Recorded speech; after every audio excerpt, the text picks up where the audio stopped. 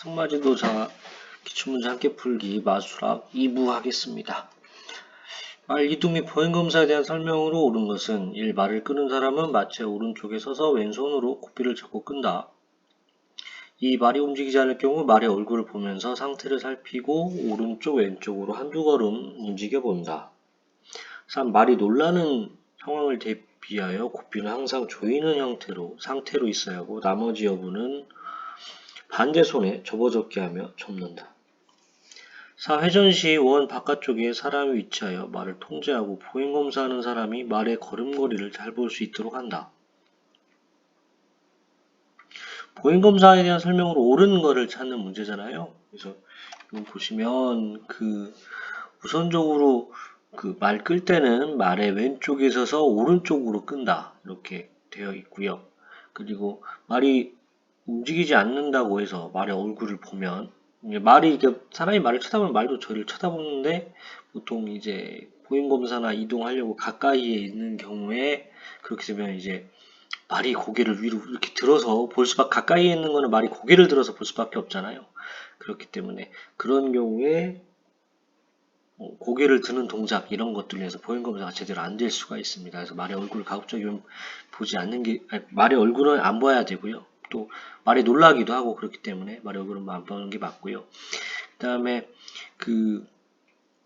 보행검사를 잘 하려고 하면은 머리의 움직임이 제한이 되어서는 안 되겠습니다. 당연히 말이 걷거나 뛸 때는 머리에 스윙이 일어나는데 그 스윙이 제대로 일어나지 않게 고삐를 꽉 조이는 상태로 있으면 이제 나머지 부분에 대한 움직임이 부자연스러워지기 때문에 항상 고삐는 머리의 움직임을 제한하지 않게 이렇게 조치를 해야 되고요. 그래서 1번, 2번, 3번은 그런 내용들이 틀린 부분이고 4번이 맞는 답이 되겠습니다. 7. 다음 그림과 명칭이 이렇게 짝지어진 것은 다양하게 나옵니다. 그래서 보시면 보조마구 명칭에 관한 문제가 되겠고요. 그래서 가는 샴본, 나는 드론레인, 다가 사이드레인, 라가 고그가 되겠습니다. 보시면은 그냥 제가 어거지를 외우는 방법으로 가 보면은 이렇게 샴본이 복대에서 나와서 이렇게 내려가잖아요. 이게 어떻게 보면은 시옷 모양이라서 샴본이라고 이렇게 샴본의 시옷을 따라서 이렇게 외우셔라 이렇게 썼는데 그런 게 있고 또 그다음에 요거 드로이레인하고 사이드레인은 평소 마장에서 많이 쓰시기 때문에 요거는 구별하시기 어렵지 않을 것 같고요. 그리고 샴본의 개량형으로 이렇게 또 나와 있는 게 고그다 이렇게 보시면 되겠고요. 이런 보조마구 명칭에 관한 거는 꼭 이 문제는 종합적으로 났지만 하나하나에 대한 거라든가 하나에 대한 특징은 거의 매년 난다고 보시면 돼요. 그러니까 이거는 꼭 알고 넘어가셔야 될 것 같습니다. 8. 다음 설명하는 제갈의 종류로 옳은 것은 장애물 비원령 제갈로 혀턱 정수리에 작용하며 혀를 누르는 제갈대가 요철 모양으로 되어 있고 아래턱에는 체인을 이용하여 각도를 조절해준다. 1. 객, 2. 페렘, 3. 헤크모어, 4. 에그소르. 답은 2번 페렘이 되겠습니다. 페렘에 관한 시험도 17, 19, 20, 22 이렇게 해서 자주 나왔어요. 24까지 하면은 거의 2년에 한 번씩 나온다 이렇게 생각하시고 보시면 되겠고요. 객은 두 개의 고삐를 쓴다는 내용, 그리고 폴로 경기에 보편적으로 사용한다. 그리고 머리를 숙이는 말에게 사용한다. 이제 이런 표현들이 있으면 객이다 이렇게 보시면 되겠고요. 그 다음에 헤크모어 같은 경우에는 재갈이 없는 코굴레, 장애물 경기용 말이나 지구력 경기용 말에게 사용한다.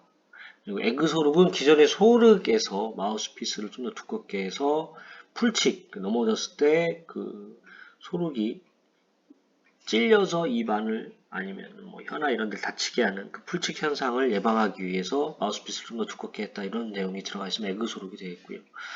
참고로 이 부분도 아까 전에 나왔던 보조마구와 거의 비슷한 정도로 그런 레벨로 계속 시험에 나오니까 꼭 여기에 페레만이 아니더라도 객, 헤크모, 에그소르 이런 거, 데륵 이런 부분 다 숙지를 하시고 시험에 보셔야겠습니다.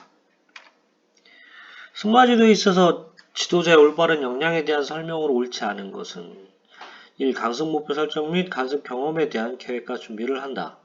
2. 초보자 강습 시 안전한 원형 마장을 이용하여 강습을 실시한다. 3. 지도자는 회원들을 모두 볼 수 있도록 대열의 끝을 따라다니면서 안전하게 지도를 한다. 4. 중상급자 강습 시 실내의 대마장을 이용하여 실시하며 활발해진 말의 움직임을 주시하면서 안전하게 실시한다.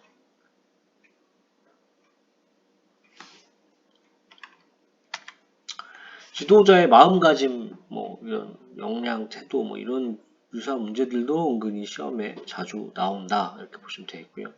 그래서 1번, 2번, 4번은 맞는 내용이고요. 3번에 회원들을 모두 볼 수 있도록 대열의 끝을 따라다니면서 안전하게 지도를 한다. 이게 제 대열의 끝을 따라다니면 안전하게 지도를 하기가 어렵겠죠. 그래서 보통 저희가 마장이 있다라고 하면은 안쪽에 위치를 해서 각 회원들하고 좀 균일한 간격을 유지해가면서 이렇게 그러니까 각각의 회원과 지도자와 균일한 간격을 유지할 수 있게 안쪽 위치에서 이렇게 강습을 하는 게 올바를 것 같고요.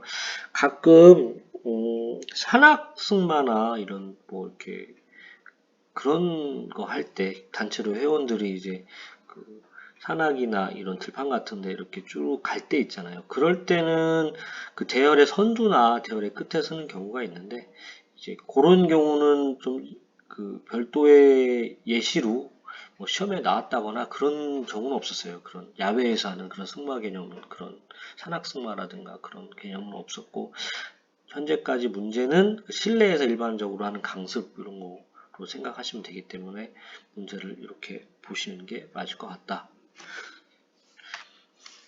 10번 다음 빈칸에 들어갈 말로 옳은 것은 보법 및 보도의 변화는 정확한 지점에서 부드럽게 이루어져야 한다.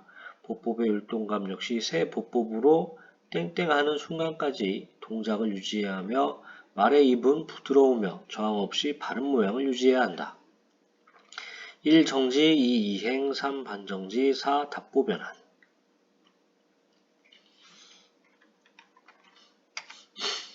답은 2번 이행이 되겠고요. 요 부분도 어쨌든 각각의 정의를 아셔야 풀 수 있는 문제가 아닌가 이렇게 생각이 되고요. 보법의 율동감 역시 새 보법으로 뭐 하는 순간 그냥 요 문장만 가지고도 정지하는 세보법으로 정지, 세보법으로 반정지, 세보법으로 답보 변환 이게 안 맞잖아요. 그런 걸로만 봐서는 그냥 문맥만 가지고도 그냥 이행이다 이렇게 풀 수도 있는데 어쨌든 각각의 정의를 알아놓는 게 좋으실 것 같고 또 각각의 정의가 돌아가면서 한 번씩 시험에 나와요. 그래서 그런 부분 염두하셔서 평소에 외워두시면 좋을 것 같고요. 그래서 정지 같은 경우에는 후구가 깊게 들어오면서 움직이지 않는 자세 이렇게 정지의 정의고요. 일반적으로 그냥 멈춘다라고 생각하는데 후구가 깊게 들어오면서 움직이지 않는 자세 이제 요거다 생각하시면 되고요. 반정지는 말의 주의를 끌고 말에게 균형을 확인하고 조정하도록 하여 보도, 방향의 전환, 균형의 이동 이런 것들을 준비시키는 것. 어떻게 보면은 1번 정지에 반말하는 거 그게 반정지다 이렇게 하시면 되겠고요. 답보 변화는 말 그대로 체인지 오브 레그잖아요. 발을 바꾸는 거 그렇기 때문에 딱 답보 변환 요거에 대해서 막 정확한 정의 이런 부분은 제가 책에서 못 봤고요. 대신 이게 책에서 보면은 단순 답보 변환과 공간에서의 답보 변환 이런 내용을 제가 살펴본 적이 있어요. 그래서 단순 답보 변환은 구보에서 즉시 평보로 이행하고 선보보 때 즉시 평보에서 반대다리 구보로 답보 변환하는 것 흔히 저희 심플 체인지라고 하죠. 공간에서의 답보 변환은 구보의 각보가 공중에서 변환하는 것 플라잉 체인지라고 하죠. 그래서 그런 거에 합쳐서 하는 말이다 이렇게 생각을 해주시면 좋을 것 같습니다. 이렇게 해서 2024년도 승마지도사 기출문제 함께 풀기 2부를 마치고요. 3부로 뵙도록 하겠습니다. 감사합니다.